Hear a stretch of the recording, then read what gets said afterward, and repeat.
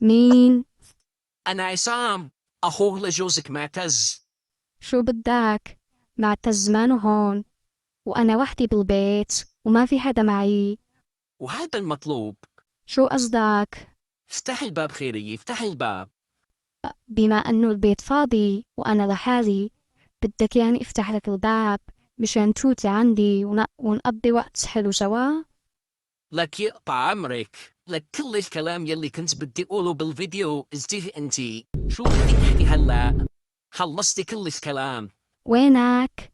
أنا رح خبر عنك معتز. لا دخيلك، لا تخبريه. ديش أنا قلتلك شي؟ هي كل الكلام ازديه انتي.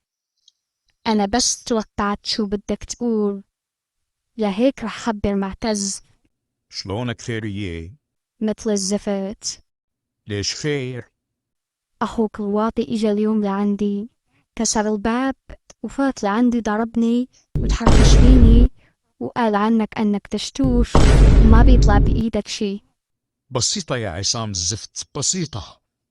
ولا حيوان، انت شلون تتحركش بمرتي خيرية بغيابي؟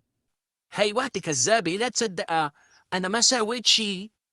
لا خيرية ما بتكذب، وقلت عني اني تشتوش وما بيطلع بايدي شي. رح ورجيك نجوم الظهر يا عصام. طول بالك يا معتز، طول بالك.